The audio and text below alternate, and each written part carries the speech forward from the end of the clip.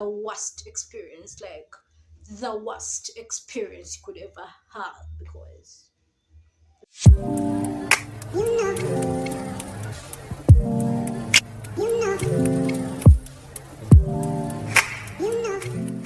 hi guys, welcome back to my YouTube channel. It's a girl Maram. Those who are new, thank you for liking. Those who are new, thank you for subscribing. Thank you for commenting. Thank you for watching my content, and I welcome you into my family. So you guys of late, I don't know how to say it, but I think now I'm in my second week of quarantine, and this is how I look. Natural, as you can see. I don't know if I look beautiful, but this is how I look. So guys, I just want to give you a short story. As you can see the title above, so I just want to give you a short story of how it feels like to be a COVID-19 patient, or a COVID-19 victim. So many people have been asking me that in my inbox. My sibling asked me that. Some friends of mine asking me, how does it feel to be a COVID-19 victim? You guys, it is the worst experience, like the worst experience you could ever have, because it feels like as if you're going to die the next day, and yet you're still living for more 10 years, or for more, I don't know, for more 1,000 years. Telling you. So how it feels to be a COVID-19 victim, you guys, it's really the worst experience that you could ever experience. Like, this disease, it's now, but you people, hmm? It feels like as if you're going to die the next day. So the first time I got asymptomatic signs of COVID-19. Actually, I thought it was normal flu, because actually, in actual sense, normal flu sometimes treats me badly, but it has never treated me badly like the way I started feeling, and the signs that were really coming up after a very long, not a very long time, after some few days. So the days before, I think it was like on a Monday, when I got normal flu, I began to sneeze. At first, I thought they were allergies, because I do have allergies that come due to a coldness or dust or something smelling bad. So maybe I thought it was the allergies, maybe the dust, or maybe the coldness, all that. I didn't mind the first day. So the second day, the thing worsened. I get a running nose. Okay, before getting a running nose, I thought maybe it was, this morning flu that I usually get in the morning. So I continued. I didn't mind. So I was like, you know what? My flu doesn't go with tablets. No, it goes with the power of drinking a lot of water, drinking a lot of fluid. So I decide to drink a lot of water for those, because I estimated, like, if I start to drink a lot of water, that means within a period of 3 days, I shall have no flu. So time went on. I was drinking every day, drinking warm water, mixing it with ginger, mixing it, I think it was ginger and lemon, just for the flu. I didn't take things serious at first.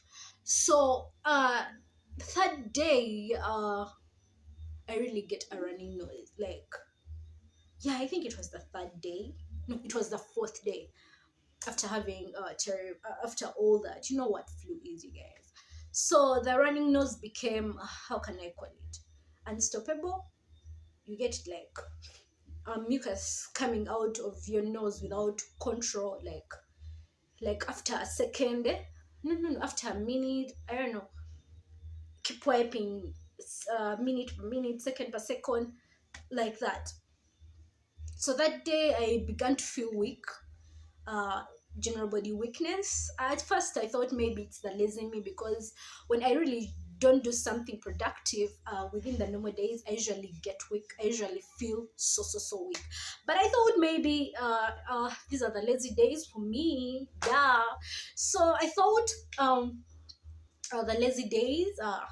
Maybe today is another lazy day. So the day, it's another lazy day. But as generally weak, I couldn't do anything for myself, but I could walk. The time I could walk, go to a toilet, drink some water. I could pick something for myself, but still weak. So now, uh that time, my eyes now began to react. due to the virus. So now my eyes began tearing, like crying, like my eyes began, to tear up. So literally I would just be seated like the way I'm seated looking onto this camera, and my eyes could be tearing, like they'll just tear without command, or without emotions, or without touch or feeling that maybe I've commanded my eyes to cry, or my body has commanded it just happened on its own. Like it kept on happening, so like you guys. So I decide, I was like, oh, maybe it is the lazy days and all that. My eyes began to tear. So I called my friend, she's called Brenda. So I tell Brenda, oh, Brenda, hi, but and like, I need your help, but I'm really not feeling myself. Could you pass by? So she comes with a group of friends. I tell them, but if you're told you're coming, I really don't know what this is, but I have a feeling it's COVID. So if I tell you're coming, make sure you're wearing masks, and I have sanitizer with me here. So they came. They brought for me some those ginger, garlic, lemon. Yeah, ginger, lemon. Actually, it was the same day. I could no longer smell, by the way, because one of them brought for me some rosemary just to put in my tea, just to give me a good scent of the tea. But I couldn't smell the rosemary, and you guys know how strong rosemary is. So I couldn't smell the rosemary, but I didn't mind.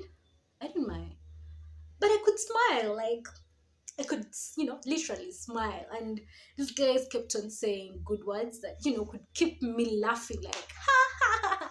So kept on laughing, like a normal person. I never knew that I was sick, but I didn't have chest pain. I don't know, I didn't have the other, but it was basically flu, headache, running nose, burning eyes. So when these guys left that night, I couldn't sleep, you guys. I couldn't sleep. My eyes couldn't stop tearing. I woke up in the middle of the night, like around 3. My eyes were big, like the way you see, but not like that. So they were big, and they couldn't stop tearing. So I badly wanted to sleep. Even the fact that I had spent a lot of time on my phone, and my eyes, also my eyes react differently because of the light. Still, though it was dim, but they also still react with the light. So now I decide, I really wanted to sleep, but I couldn't sleep. I think that night I didn't sleep at all. I slept in the morning, like around 6. That is when I was able to get enough rest. I don't know how the sleep came, but I found myself sleeping, and I woke up at around I slept like around 6 and woke up like around 7:30. So 7:30 I prepared to take myself to the hospital. So energetic. I wasn't energetic, but still I had the energy to work and do something for myself. So I decided to go to the hospital because some of my friends told me, Mariam, it's you are really looking bad, and all that you have, it's related to COVID. So I decide to go to the hospital, Nkozi Hospital, Uganda Matters University, Nkozi Hospital. So I decided to take myself to the hospital, and I reached to the hospital, and you know what these guys tell me? They don't have COVID-19 testers, you guys. Government of Uganda should work upon this. We are really tired. How could I go in a government hospital to test for COVID-19, and you told me testers are done? I think now in this period we are in, those are essential things that the hospital must have. So I sat like for around 45 minutes, and then a nurse approached me and she's like, you know what? Go to the laboratory. I don't know how those guys are called, laboratories. I don't know how they're called, but I don't know how they're called. So you can meet that guy. He's going to take a rapid tests from you. So me, I never knew, because there are those tests that they take from us, that they're taken to the Entebbe hospital for confirmation that you really have COVID, like, but still too much of it. So like the results come back like after 2 weeks. So here at Nkozi Hospital, those rapid testers check for antibiotics.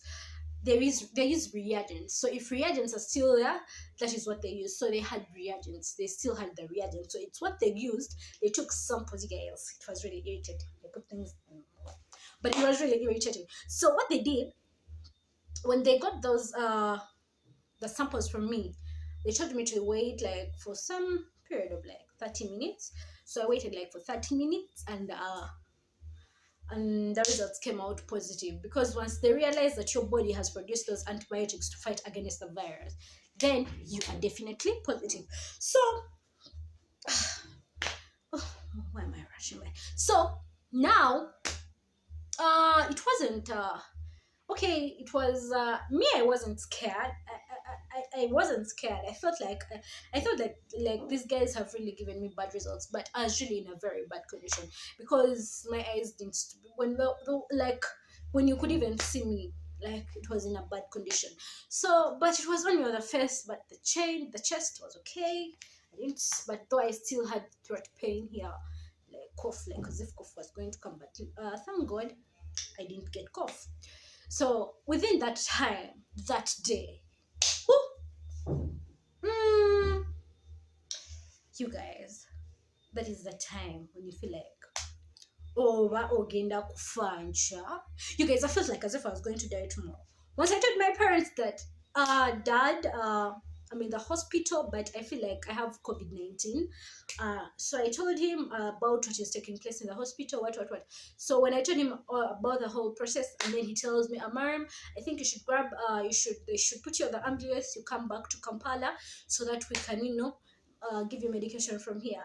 You guys, to me, I felt it was really so unnecessary. Like, wasn't bad off. I wasn't like as if I was going to die tomorrow. Yes, COVID-19 is a killer disease, but the situation where I was in, I think I was just asymptomatic in actual sense. But I was just asymptomatic, because I was into that situation where I need injections, what, and all that stuff. No, I was just asymptomatic. But I thank God, you guys. I really thank God. Like, you people, now you see the energy that I'm using right now. I couldn't use this energy before. I wasn't like this last week. I wasn't. But now, thanks to God that I can smile. Thanks to God I have this energy. I have this urge. Just tell you how it really feels to be a COVID-19 victim. You guys, it is really the worst experience that day. So back to the story. So that day, I received like I received like 1,000 calls. Okay, not 1,000 calls, but approximately to so many calls compared to the calls that I receive in a day. So I so people's love you guys. Thank you for loving me. Those who really cared enough and called me, those who really cared enough and sent me texts. You people, I'm so grateful. You guys really give me energy. Really gave me energy, but worried me also as well, because at some point I feel like I'm really okay, and at some point people would call me and would give me that thing like, what you're dealing with, it is not something to play with. My God, what you're dealing with, no way, like it is not something to play with. And me, on the other side, you guys, I think I even lacked some food nutrients in my body, like the nutrients from fruits. Yeah, the zinc and zinc and some other iron. All that. I think I also lacked that in my body. But getting COVID-19, you people, I don't know what to tell you. Okay, you know what to tell you, but I don't know how to bring it out. Like being a COVID-19 patient, uh, they call it mild, that you have it, but it's not at a higher pace or something of that. Yes, mild and that. Me, um, so that time I came back to my room. I couldn't let anyone touch me, because I brought myself. I went to the custodian. I reported myself. I told the custodian I'm actually COVID-19 positive. I reported myself to the custodian that I'm COVID-19 positive. So I came back to my room here. I bought I called upon someone who bought me almost everything. And then my friend also was there to really support me. But being a COVID-19 victim, I just thank God that I didn't experience the terrible COVID-19. And uh and another thing that I've really faced visits, being alone. Oh, you people, isolation. Woo, it's like death. Oh, okay, being alone at some point. Okay, it was also necessary for me as a person, but I learned so many things from also this time when I'm alone. And then another thing, medication. Medication. I learned how to swallow medicine, and then I came to know that I have the most loving parents in this entire world. Like, in this time, I felt it, you guys. I really felt the love from all my parents, and I love them so much. And I'm so grateful that this love that they really showed me within this period, you people. I just thank you, daddy, thank you, mommy, thank you, daddy, thank you, my family, thank you, my siblings, thank you, my friends, so much for the care and love. All I just want to tell you that you guys, wear your masks, drink a lot of water, take ginger, take garlic, drink lemon, steam. Literally, you can see my face is a bit changing because of the steam that I've been doing of late. It has really been good for both my skin and my health inside. You guys, eat a lot of fruits, drink a lot of water, social distancing, you guys. It is really so important. That is the time I really because at first I used not to like masks, but right now I just can't walk anyhow. Even if I'm just going to, I'm just going out for some fresh air, I just can't walk out anyhow. But you guys, thank you for watching, thank you for listening. Wait for more. Wait for more. Yes, wait for more content. And I'd like to apologize. This is a thing that I would have done at the beginning of this video, but I'd like to apologize. I was supposed to upload a video like 2 weeks back. Like, I think I've not uploaded a video for 2 weeks. The other week I was supposed to I last uploaded a video like 1 week, the other week.